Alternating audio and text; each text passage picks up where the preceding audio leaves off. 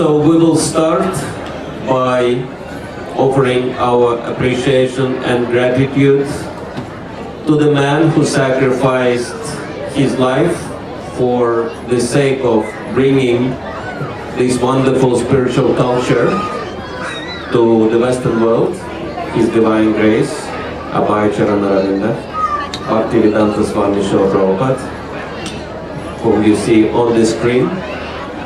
And so to show our appreciation, we'll all together chant his pranam mantra. Those who know it, please join us together.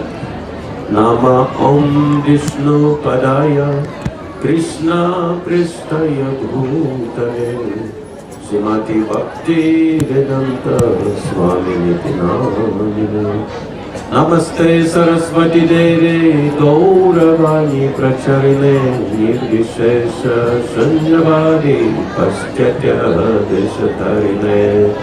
So Prabhupada Ki Jai. We're really grateful to him because if it would not be for him, none of us would be here tonight. And so we are celebrating Sri Krishna's appearance day. And in the beginning of the presentation, we'll sing a song which glorifies Krishna and his associates in his homeland, Sri Vrindavan Dham. So the text of the song is for you on the screen, and we welcome you to chant responsibly in a traditional kirtan way. And please chant louder so that everyone could hear you as well. Jaya Radhe Jaya Krishna Jaya Vrindavan. Together. Jaya Radhe Jaya Vrindavan. Sri Govinda Gopinath Madana Maha.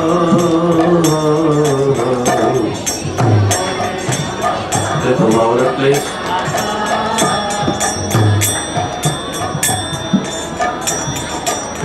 Shama Kunda Radha Kunda Giri Govardhan.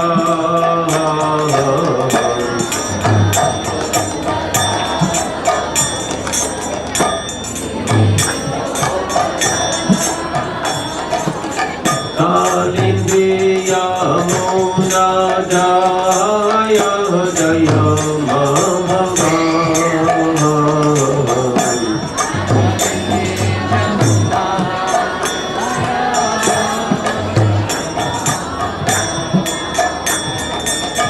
Kesridata Pamsibata Vadashatana.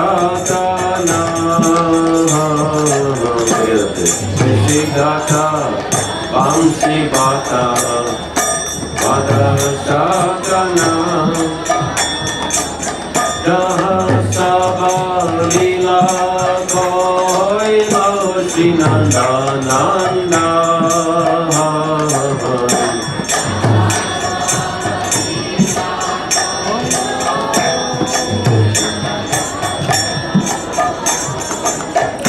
Srinanda Yashoda Jaya Jaya Gopada.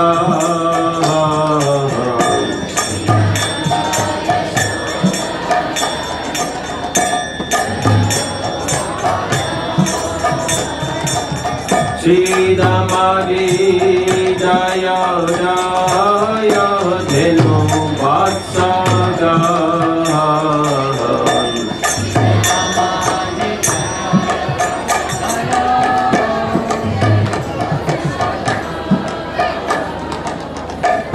Jaya Vrishabhano Jaya Kirtida Sundare.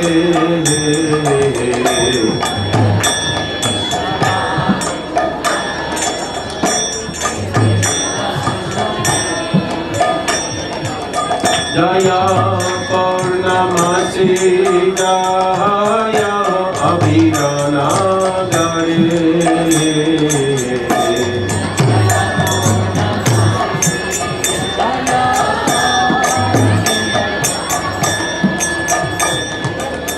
Jaya Jaya Gopishvara Vrindavana Maharaj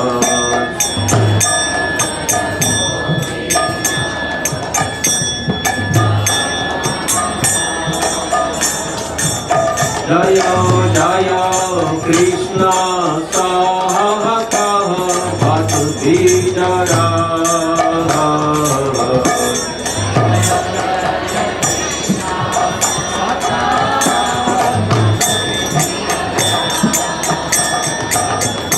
Jaya Rama Gata Jaya Rohini Nanda Jaya Rama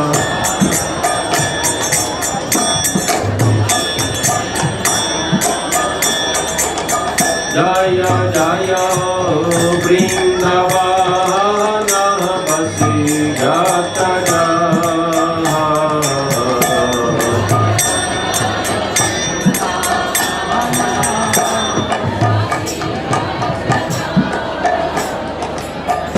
Jaya Dija Patni Jaya Nada Kanjaga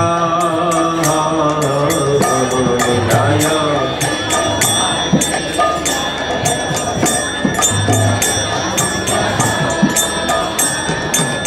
Bhakti Teja Harapaya Govinda Chara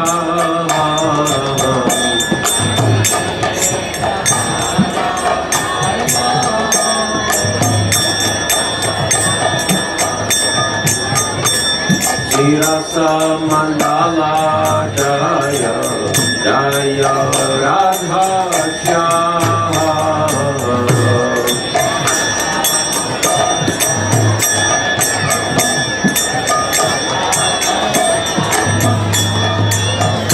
Jaya Jaya Rasa Leela Sarva Mangala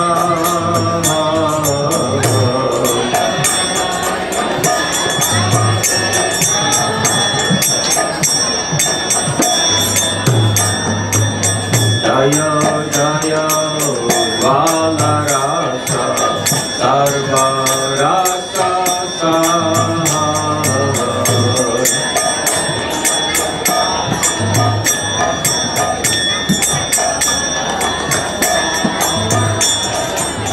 Haratiya Bhaveya Prajate Pracha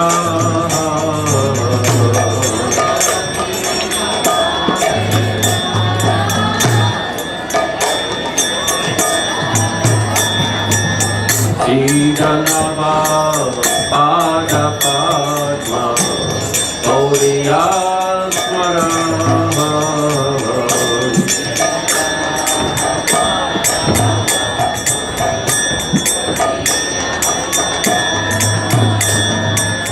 Hina Krishna Dasa Tore Nama Sankirta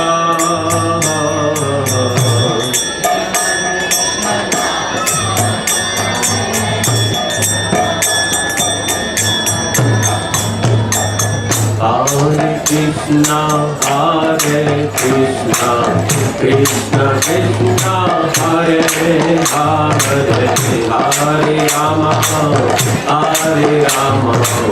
Rama Rama, Hare Hare, Hare Krishna, Hare Hare.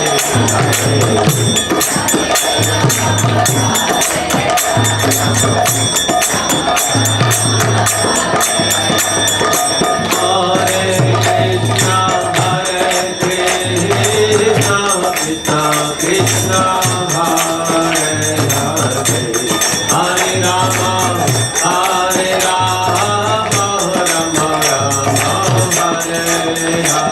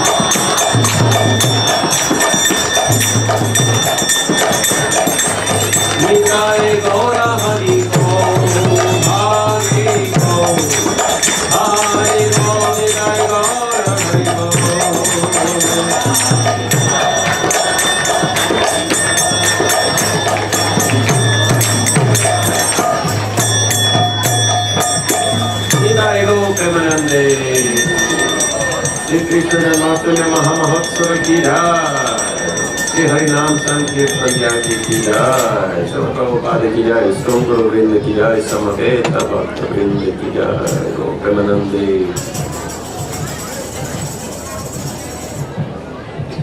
Thank you for taking part in singing Krishna's glories together with us, and now we'll reflect on certain events which contributed to the appearance of Sri Krishna on this planet more than 5,000 years ago, and we will also reflect on some of Krishna's activities, or as we say, pastimes, while he was here on this planet. So, it all started not even on this planet, but very, very far away on the polar star. Polar star is a very special place. In Vedic literature it's called Shweta Dvipa. It is actually filled with ocean, but it's not salty ocean, it's the ocean of milk. And the Supreme Lord, in his form of Kshirodakashaya Vishnu, actually Kshirodakashaya Vishnu means Lord Vishnu, the Supreme Lord, who is lying in the ocean of milk. And meanwhile, on the Earth planet, there were a lot of troubles. And it's explained that demoniac forces were attacking the Earth, and the personification of the Earth planet, Bhumi, in the form of a cow, went to the master of the universe, who is Lord Brahma, and she complained to him and she requested Lord Brahma to help. And then Lord Brahma, surrounded by so many demigods, he went to the Supreme Lord. It's very interesting that you have a bit of cosmology in here, in Vedic tradition, that the master of the universe is not the Supreme Lord, because there are many universes, but there is a Supreme Lord, Vishnu, who is the master of all masters. And all the universes are emanating from him. And so Lord Brahma, master of the universe, went to that very special planet, milk planet, Shweta Dvipa, white planet, and he started praying to the Supreme Lord for protection of Earth. And then it says that the Supreme Lord didn't even appear directly in front of him, but he sent him a message through the heart. So this is the way how the Supreme Lord is communicating. In many cases, he's sending you messages, right? But these are not messages on your mobile. These are messages right into your heart. And I'm sure that some of you had the experience of receiving very special messages into your heart. And sometimes we do not recognize those messages, we ignore those messages, and then we get in trouble despite of the warning because we ignore those warnings. And I'm wondering how many of you in here had the experience of that, receiving those messages in your heart, but then ignoring them and getting into the trouble because of that. So it's really important that we learn to recognize those messages. And that's why we need to read books like Bhagavad Gita, because all the Lord's messages are contained in there. And next time the next message comes into the heart, we can recognize that it's the Supreme Lord warning us or trying to help us from within. Some people call it intuitive intelligence. And so Lord Brahma got this message, and the message was saying, don't worry, very soon I'll be coming to the Earth planet and I'll annihilate the demoniac forces and I'll protect pious people and I will reestablish the principles of spirituality, Dharma. And then we're shifting to this Earth planet. What was happening more than 5,000 years ago in here? One prince was marrying a princess. The name of the prince was Vasudev and the name of the princess was Devaki. And her father supplied her with ample dowry. And very happily, this wedding procession was going forward on the chariot.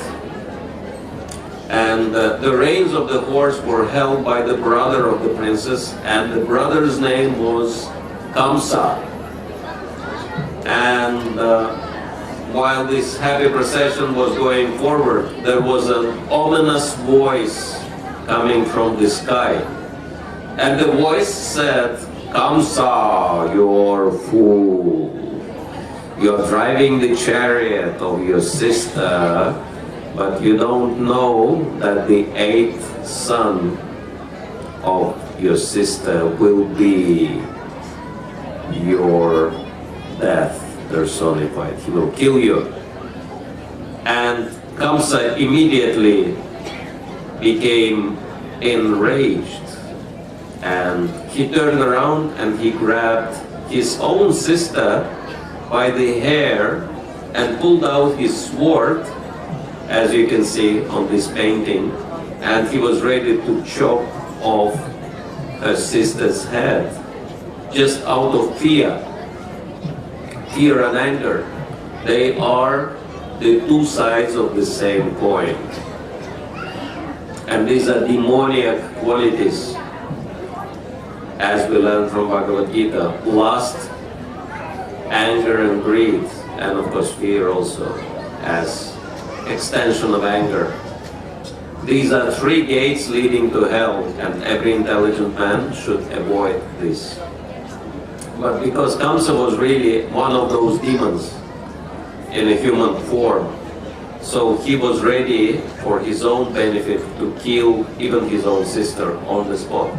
But then the prince, Vasudev, interfered and he said, why are you trying to kill your own sister? That she is not posing any danger to yourself. It's her child who is going to kill you, not her.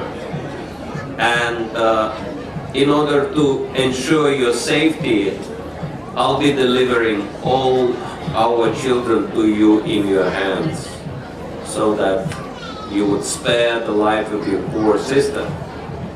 And he's convinced, Kamsa, because Kamsa knew about the honesty of Vasudeva, so he trusted him. And so he spared Devaki's life. But then, in order to ensure his safety, he actually placed them in prison. And in that prison house, Devaki was giving birth to her children, and all these children were killed by Kamsa. And of course they were lamenting, but they could do nothing. And then at some point, Devaki got pregnant again, and at that time she became jubilant and she became effulgent, and then they realized it was the Supreme Lord himself who entered into their midst, and Krishna appeared in the prison house of Kamsa. And someone was asking me, how do we make these events which happened many thousands of years ago relevant to our own lives? And the way to do it is to realize the significance of these events. And Krishna is appearing. First of all, Krishna appears at midnight. That's why we're waiting for the midnight. So it's kind of Vedic New Year's Eve we're celebrating. And we're waiting for the midnight to celebrate Krishna's appearance. And it is very significant that Krishna appeared in the darkness of the night, but he was so effulgent, he was dissipating all the darkness around himself. And so darkness in Vedic literature is compared to ignorance, and Krishna is compared to light, and therefore if there is God in one's life, there is no darkness of ignorance, and ignorance means suffering. And so Krishna appeared in the middle of the night to dissipate the darkness. And also he appeared in the prison house. It's very interesting. And actually, the entire world we're living in is compared to a prison house. In the same way, as my spiritual master says, the prisoner is confined within this cell which has 4 walls, right? So in the same way we are confined in this material world, surrounded by the 4 walls: birth, old age, disease, and death. And no one can get out of this prison house. But Krishna appears in that prison house to benefit everyone. And so he started his pastimes. When he appeared, he told his father, and his father was not only in prison, but he was also shackled together with his wife. And Krishna told, first of all, he appeared in this 4-handed form with the divine symbols of disc, conch, lotus, and mace in these hands, fully dressed and with 4 hands. So have you ever heard of a child who appears being dressed and grown up and talking perfect Sanskrit and with 4 divine symbols in the hands? So it doesn't happen, right? That children take birth and they just cry and they cannot say anything intelligible. But this is the difference between us and the Supreme Lord. That's why we are taking birth and He is appearing in this world. In the same way as the sun is appearing from the ocean. So some naive people might think, oh, the sun is emerging from the ocean. No, the sun has nothing to do with the ocean.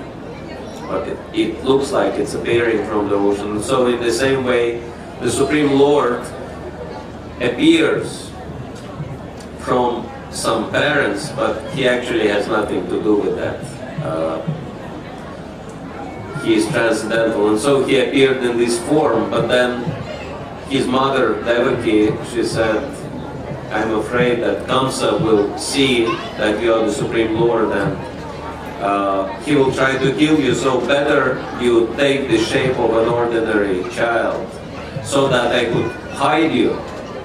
And as you can see, at the feet of the Supreme Lord Vishnu, there is little Krishna lying. So Krishna actually took the form of a baby, but then he told his father, you have to take me out of this prison house and bring me all the way to Gokula, to the home of your friend Nanda Maharaj, the king of the coward men. And as soon as Vasudeva took Krishna on his hands, and the shackles immediately fell off his hands and legs, and he became free. This was the first thing which happened to him.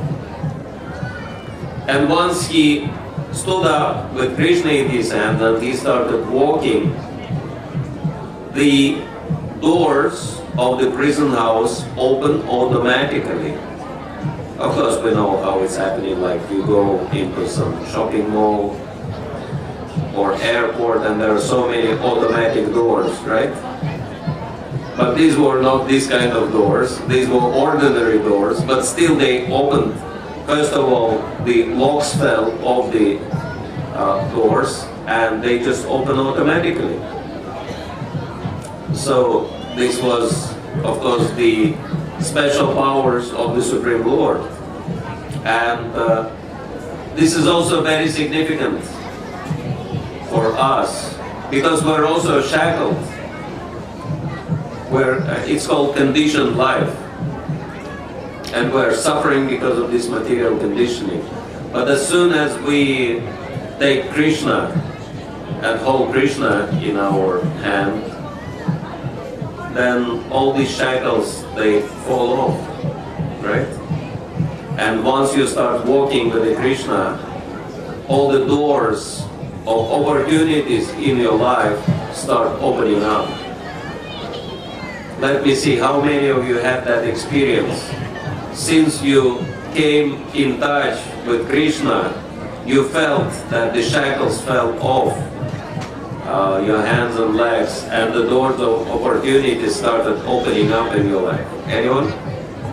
Okay, so we can see that it's very typical, we can say, in Krishna consciousness. So, for those of you who are not familiar with what we are talking about, what does it mean to hold Krishna in your hands?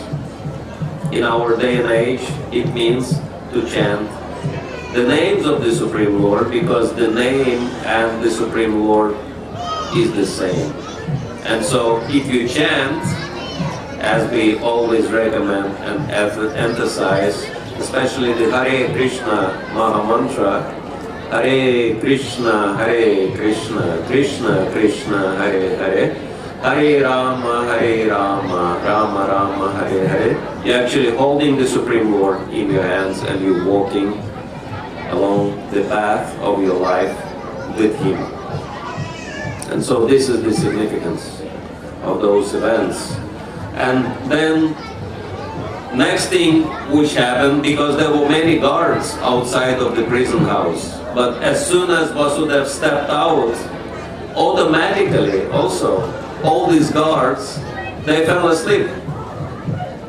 They were fully alert, but as soon as they saw Vasudeva, their eyes closed and they went into deep coma. They became, like completely unconscious. So it's also very significant, because if you walk your life with Krishna, all your enemies, they just miss you, because Krishna is looking after you, He is protecting you. And then Vasudeva kept walking, and he actually walked through the Yamuna river. and Ananda Shesha was protecting both of them from the torrential rainfalls.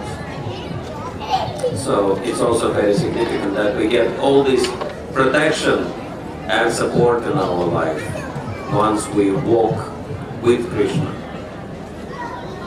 And then next it is described that he actually fulfilled Krishna's desire and he left Krishna with his friend Nanda Maharaj in Vrindavan, and Krishna became the foster son of Nanda and Yashoda.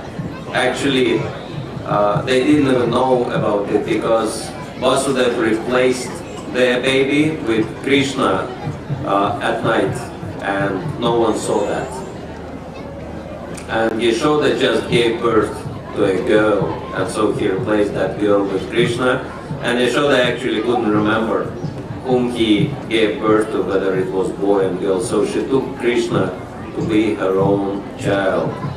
And this picture is actually depicting the very first Janmashtami celebration in Vrindavan.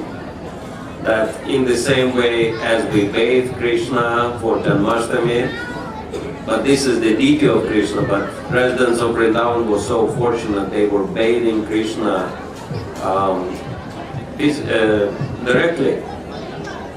And Krishna is one in here. He's 1 years old, and so they bathe him and they dress him, etc., etc. And once Krishna is dressed, they entertain him, and what's the best entertainment? Krishna is listening to the mantras chanted by qualified brahmanas. So you can see on this painting, Krishna is very attentive and very excited to listen to those brahmanas. And then Krishna starts growing up, and then the troubles begin. There were so many demons who tried to attack Krishna and kill him, and these demons were actually sent by Kamsa, who figured out that Krishna was born somewhere. That information was actually given by that girl who Vasudeva brought back, and who happened to be Krishna's divine energy, Subhadra or Maya Devi. And Kamsa tried to kill her because he was thinking she is posing the danger. But of course, she is a divine energy, indestructible divine energy, so she just slipped out of his hand and went into the air and appeared in her divine form, and she said, Kamsa, you're a fool. Your enemy already is born somewhere, and he's out of your reach, and you cannot kill me either, so you're doomed. And then she left. But Kamsa tried to send his demoniac forces, his demoniac allies, to find and kill Krishna.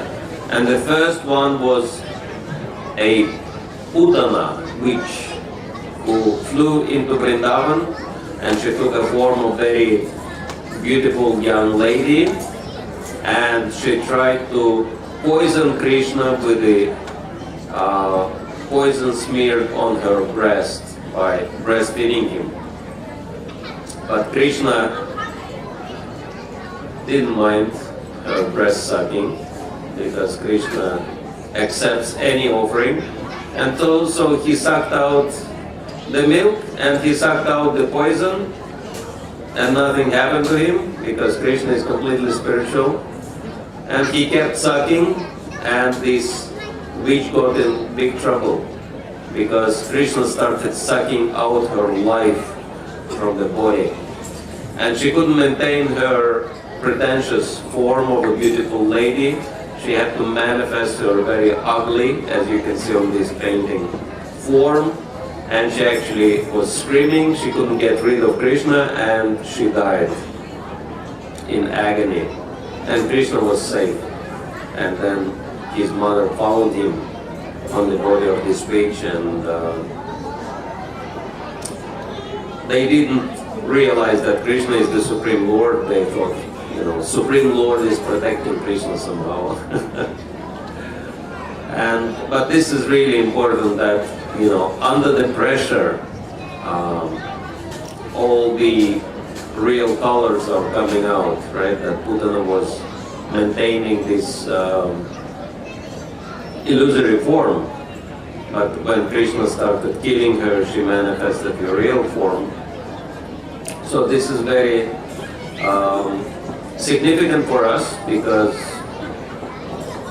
we are attacked by Putana of illusion, of Maya, we can say, right? Illusory.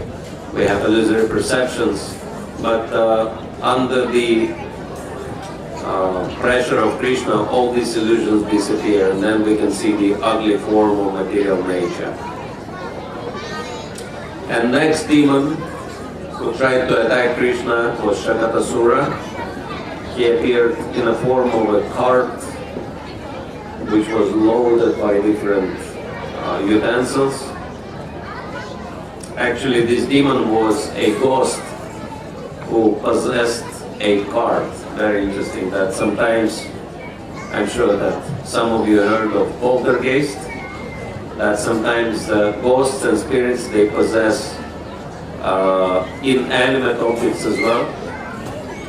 So sometimes the chair, the table can move under the influence of the ghost. So this ghost possessed a cart, and he tried to crash the cart on Krishna because Krishna was lying underneath the cart. But Krishna figured it out and he kicked the cart, and he destroyed the cart and he destroyed that ghost as well. And he was safe. And so this cart is representing the load of past bad habits and bad, like wrong perceptions, which we bring together with ourselves into spiritual life. And sometimes it takes a kick from Krishna to get rid of that load. And that's why devotees are happy with anything which is happening with them in Krishna consciousness, whether it's a blessing, Krishna is giving something, or maybe Krishna is giving a kick also. There is a Russian joke which says that, I'm from Russia incidentally, originally, so this Russian joke says that sometimes a man can learn to fly with the help of a good kick, right? And so, sometimes the kicks we get in life are also waking us up to the reality and helping. How many of you had experience of that receiving a kick which was very helpful? So mercy of the Lord manifests in different ways. And then third demon who was trying to kill Krishna was named Trinavarta, the whirlwind demon. He took Krishna very high in the sky and tried to throw him down. But Krishna grabbed on his throat and actually choked him. And instead of throwing Krishna down, demon had to fall down on the ground, and Krishna fell on the top of him, and Krishna had a smooth landing, but this demon had very harsh landing. Actually, he literally was dismantled by the impact. It's described that all his limbs were separated from the body. And so this demon, as Acharyas explained, is representing pride and proud people. They want to be high flyers, right? But then Krishna is bringing that pride down and crushing this pride. And that's why it says that for the success in spiritual life, we need to develop very important quality of humility. And it's very interesting that lately we were taking a course from Harvard Business School Regional Director, and he shared very interesting point. He said in a corporate world, the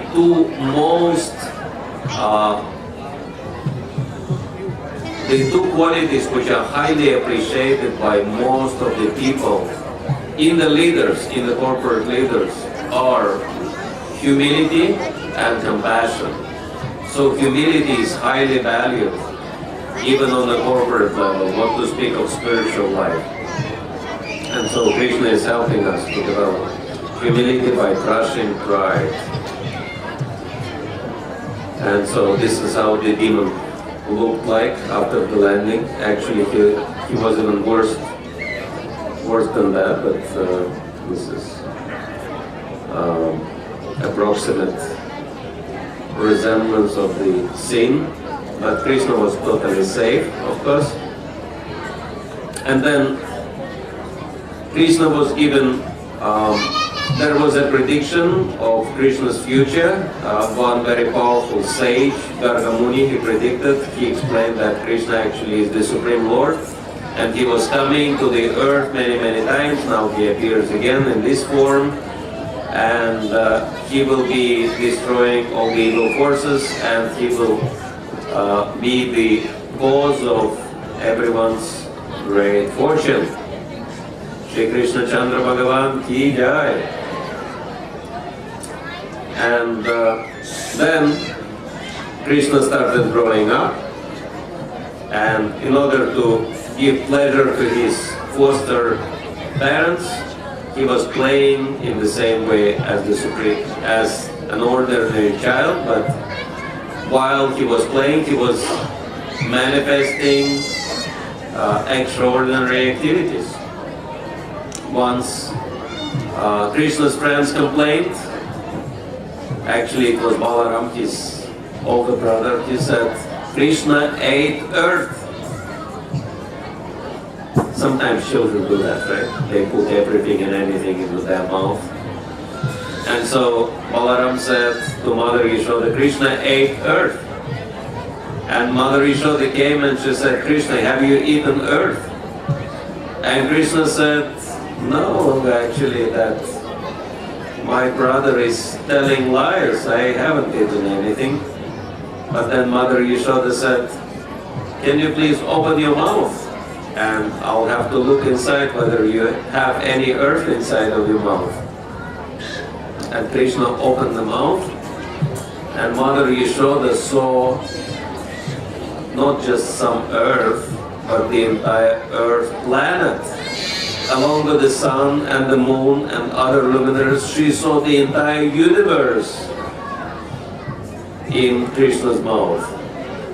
So Krishna kind of joked with his mother in this way, and Mother Yashoda got a bit dizzy with that vision.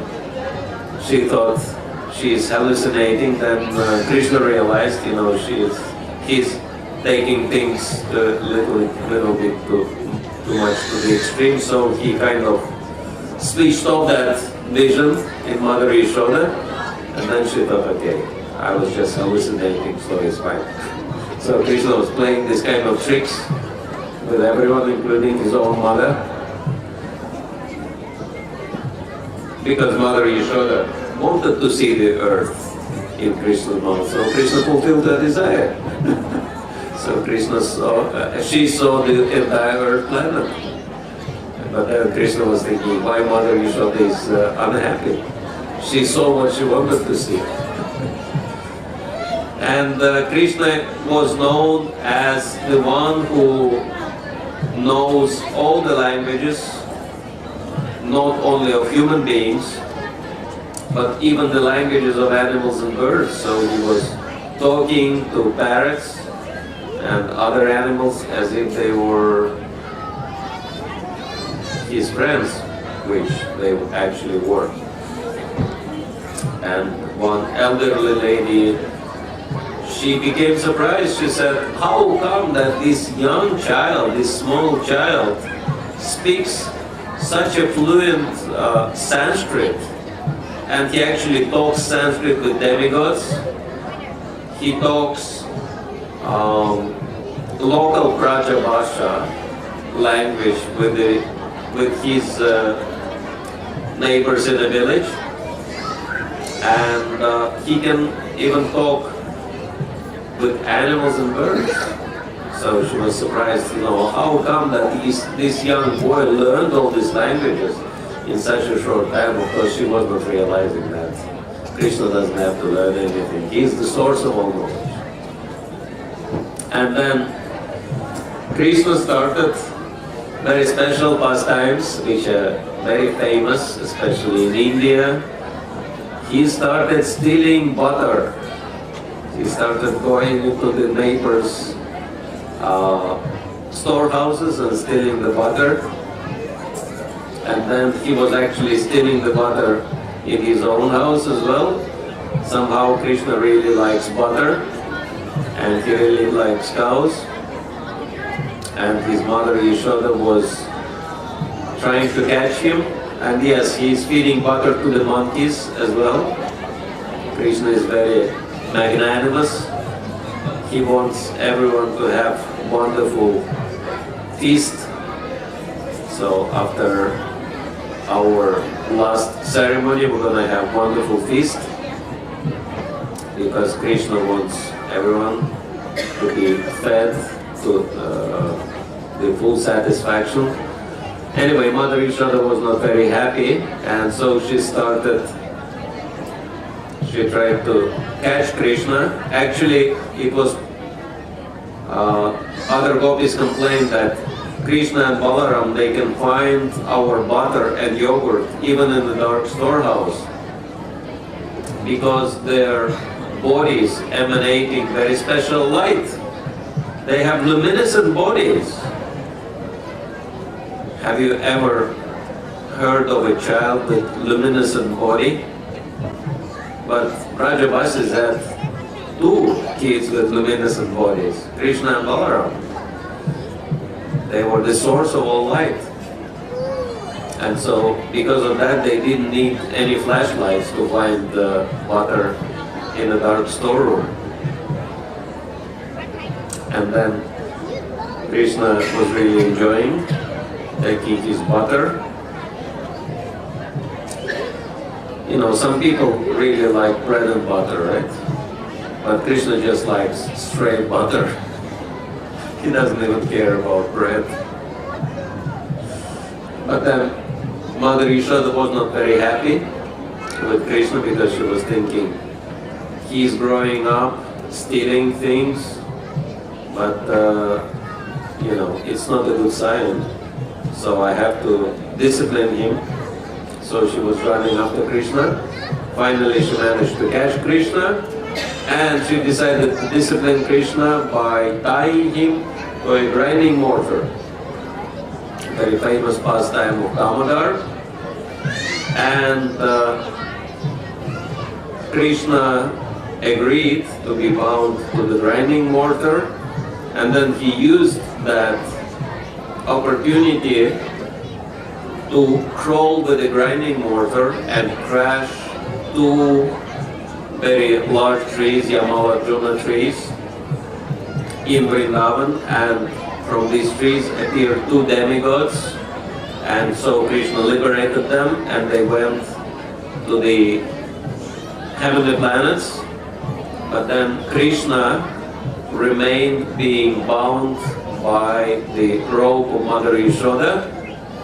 And it's a very surprising fact that Krishna, who is liberating everyone, could not free himself from the rope of Mother Yashoda. But then ancient saints are explaining that this rope no one can untie, because this rope is bound not just with hands, but with pure love.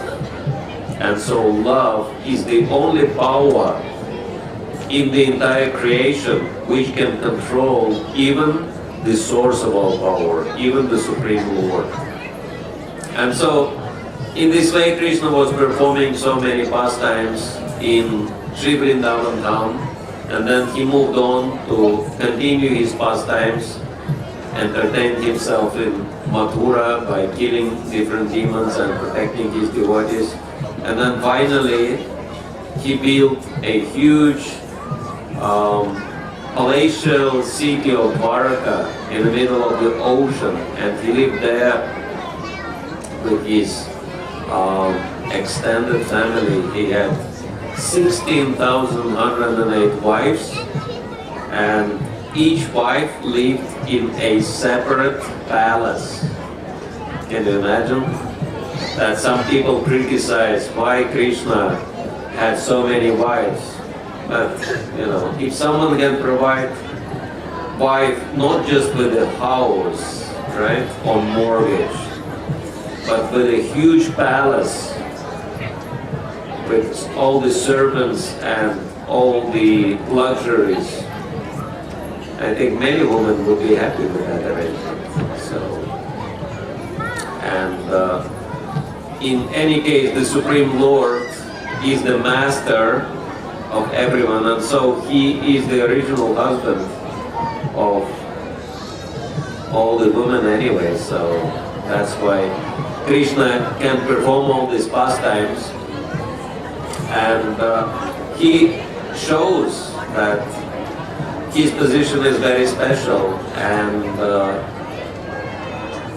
no one can imitate him, even in the wildest dreams. And so, if there have been any outstanding personality ever visiting this earth historically, it was Sri Krishna. And so, Sri Krishna not only visited this earth, but he is still present with all of us. He is situated as super soul in everyone's heart.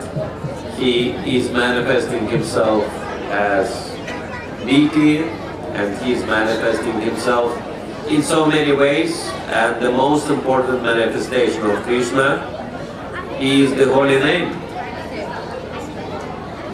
As soon as we start chanting the holy name of Krishna, we are in Krishna's presence, and we can walk the path of our life with Krishna. And it's very safe and very happy position. That's why one of the names in the Maha Mantra we are chanting is Rama. And Rama means the source of all happiness. How many of you want to be happy in life? So if you want to be happy, just chant the holy names, and it will automatically produce the result, the ultimate result we're looking for. So that's why if you want to take the most valuable thing away from this festival home, let it be the holy name, the Hare Krishna Maha Mantra. Hare Krishna, Krishna Krishna, Hare Hare, Hare Rama, Rama Rama, Hare Hare. So thank you all very much. We are going to continue with our celebration, and of course we could say so many things about Sri Krishna and his pastimes and his position and our relationship with him, but we have so many books, and you can find stalls with the books about Krishna, and we are encouraging all of you who haven't done so, get one of the books and start reading and educating yourself about Krishna, about yourself, and about your relationship with Krishna. And in this way, you can benefit not only yourself, but so many people around you. So thank you all very much. for your kind attention. Hare Krishna. Shri Prabhupada ki jai. Shri Janmashtami Mahamahotsava ki jai. Shri Krishna Chandra Bhagavan ki jai. Itai Gaur Premanande. Hare Krishna.